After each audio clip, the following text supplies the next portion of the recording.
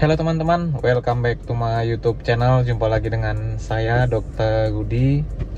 Kali ini kita akan membahas yaitu suatu perbedaan, yaitu sesak napas karena asma dan juga sesak napas karena PPOK.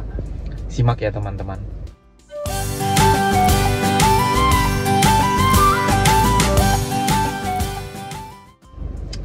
Jadi teman-teman, asma dan PPOK itu hampir memiliki kesamaan ya teman-teman, dimana gejala klinisnya itu adalah adanya bengek atau wheezing jika dilakukan pemeriksaan secara auskultasi.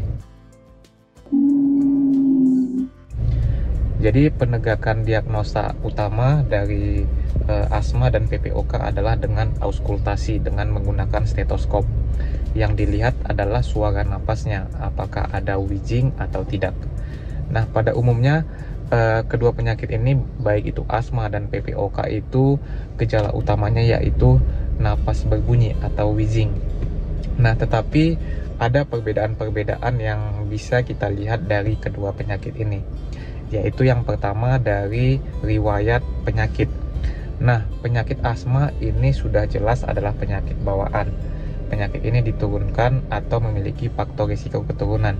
Artinya kedua orang tua atau kakek nenek itu biasanya memiliki gejala yang sama atau memiliki riwayat penyakit yang sama, sehingga diturunkan ke anak maupun ke cucunya.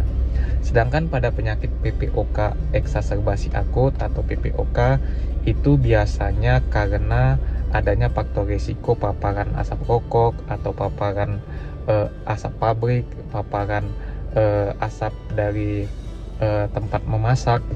Nah, umumnya terjadi karena itu dan tidak ada riwayat dari keturunan ya teman-teman jika PPOK eksaserbasi akut. Nah, pada asma biasanya dicetuskan oleh sesuatu, artinya contohnya jika dia memang sensitif terhadap debu, maka faktor pencetusnya adalah debu.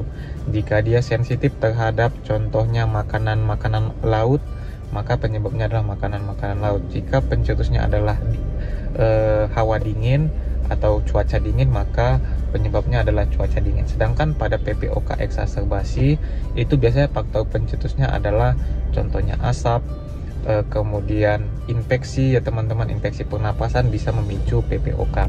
Dan penyakit PPOK inilah penyakit menahun, artinya dia progresif ya teman-teman, sesuai dengan namanya, penyakit paru obstruktif kronik. Artinya dia progresif, artinya semakin lama kondisinya akan semakin memburuk, terjadi kerusakan selaput paru ya teman-teman. Nah, tetapi penyakit PPOK ini tidak dibawa dari lahir. Dia biasanya ada faktor lingkungan, faktor pencetus ya, seperti yang saya katakan tadi ya teman-teman.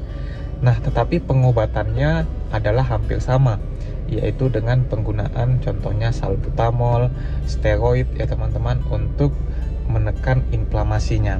Tetapi yang paling unik, penyakit PPOK pada umumnya adalah disebabkan oleh infeksi, sehingga beberapa dokter mewajibkan pemberian antibiotik ketika menangani pasien PPOK. Sedangkan pada pasien asma tidaklah diberikan antibiotik ya teman-teman.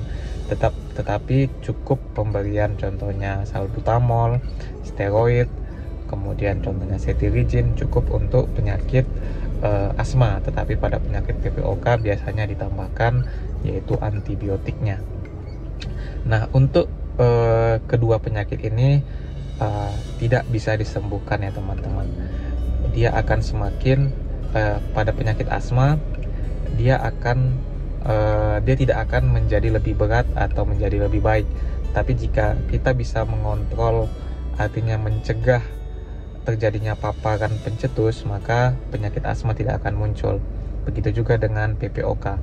Jika kita menghindari asap, menghindari infeksi, maka biasanya tidak akan terjadi kekambuhan ya teman-teman. Nah, itulah perbedaan antara asma dan PPOK ya teman-teman. Jadi teman-teman bisa menilai sendiri mana yang menjadi penyakit teman-teman, apakah asma atau PPOK. Cukup sekian informasi dari saya teman-teman tentang asma dan PPOK.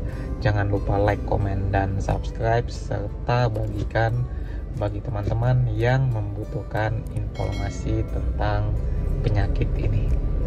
Terima kasih teman-teman, salam sehat.